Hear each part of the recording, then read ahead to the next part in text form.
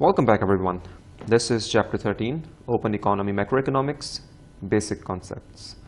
The book is Brief Principles of Macroeconomics by 5th edition by N. Gregory Mankiv.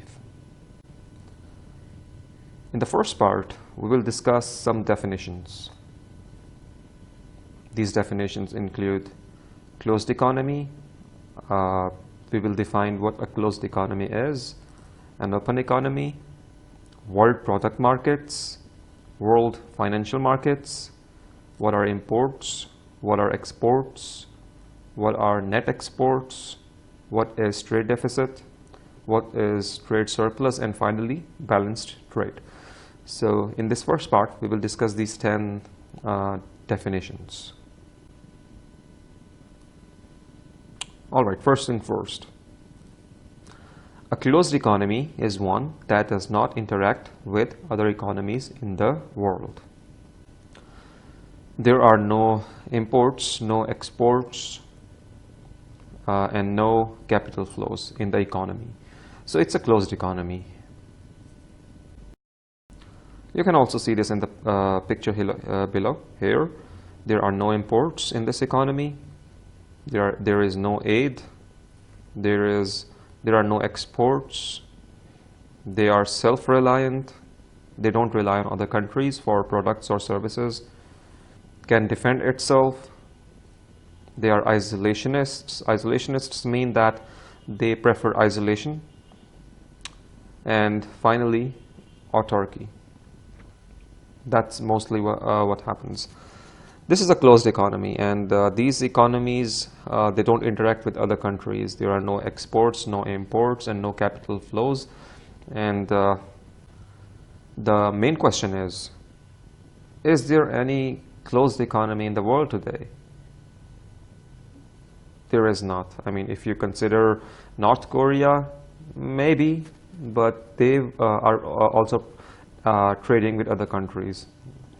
And apart from that, there is no other country that comes to mind. Maybe Cuba, but that's also kind of, they also have trade relations with some countries. So in reality, this concept doesn't apply in the real world today. In the past, there were a lot of closed economies. I mean, 200, 300, 400 years ago, there were a lot of closed economies. But today, there is no closed economy. But to make concepts clear, we need to understand what a closed economy is, and that is what a closed economy is. It doesn't trade, it doesn't import, export, and it's self-reliant. There are no capital flows, and they like isolation, and yeah, but they don't exist in the world today.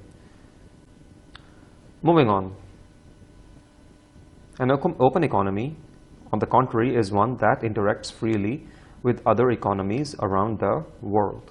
So there are imports, there are exports, there are capital flows. It's an open economy. The picture below, as you can see, it also shows the world today, which is a global village. People are traveling from one country to another. Trains are moving from one country to another. Ships are being used to export and import goods and services. So it's a global economy today, and every country in the world today is an open economy. But how open it is, that's a different question. Some countries are more open, some countries are less open. An open economy interacts with other countries in two ways.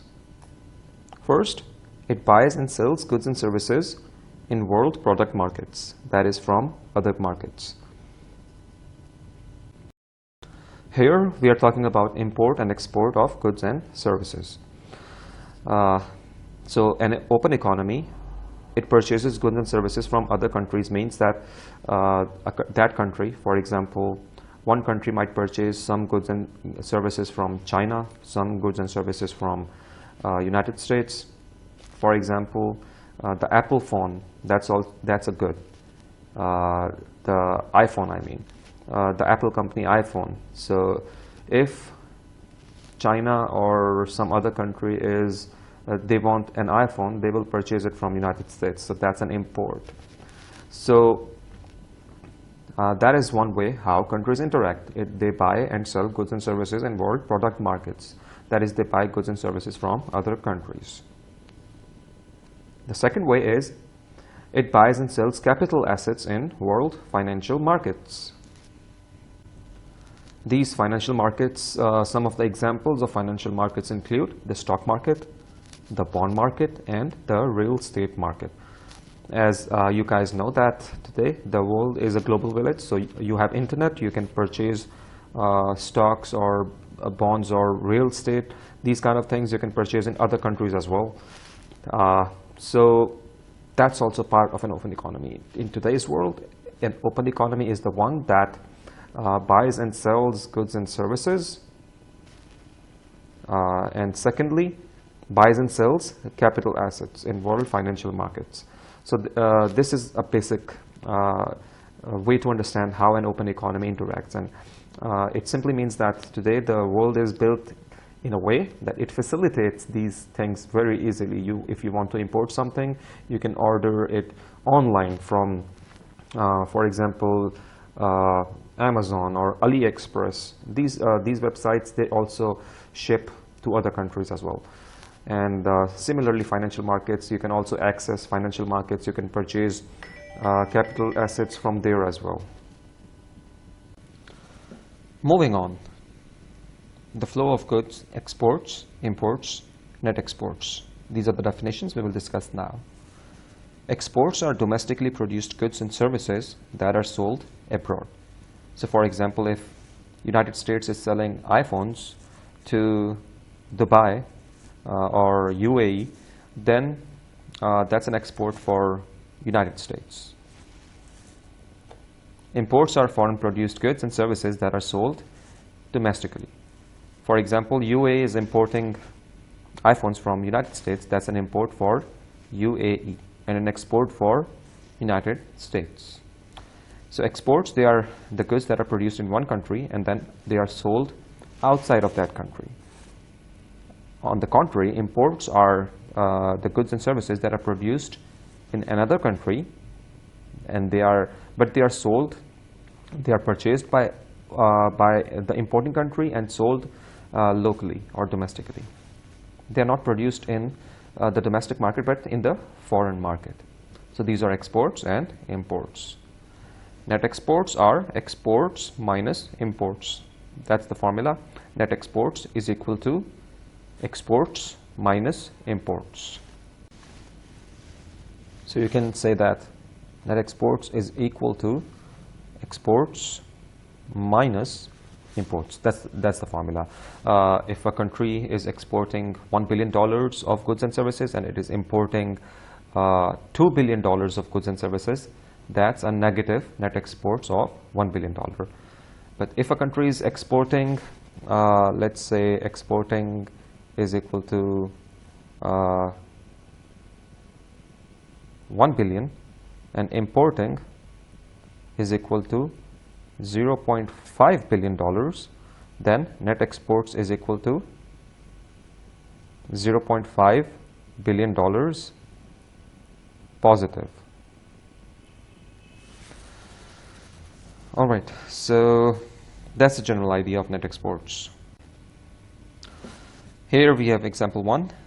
When Boeing, the US aircraft manufacturer, builds a plane and sells it to Air France, the sale is an export for the United States and an import for France. So Boeing is a US aircraft manufacturer. It produced a plane and then it sells it to another country, Air France. Another country's, the air carrier of France, that is Air France. It sells it to Air France. Therefore, the sale will be an export for US and an import for France. Here we have another example. When Volvo, the Swedish car manufacturer, makes a car and sells it to a US resident, the sale is an import for US and an export for Sweden. Volvo is a Swedish car manufacturer. It is producing a car in Sweden and then it sells it to United States residents.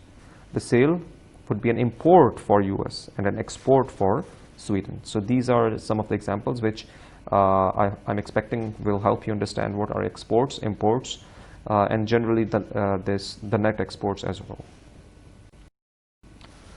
Furthermore, a trade deficit, that's another definition, is a situation in which net exports are negative. So for example, if in this case, when net exports are negative, it means imports are greater than exports. When the imports are greater than exports, net exports would be negative. And when net exports are negative, it means there is a trade deficit. A trade surplus is a situation in which net exports are positive. And when do we have net exports positive? When exports are greater than imports. In that situation, the net exports will be positive and a country will have a trade surplus. And finally, the last definition, balanced trade, refers to when net exports are zero. That is, exports and imports are exactly equal. So that's it for the definitions. In the first part, we discussed the definitions. In the next part, we will move on to some more technical things related to this chapter. But they will be basic things, so no need to worry. I hope you understood the definitions, the 10 definitions that we have discussed. If you have any question, comment section is right down there, and you can post the question. I'll see you in the next part. Goodbye.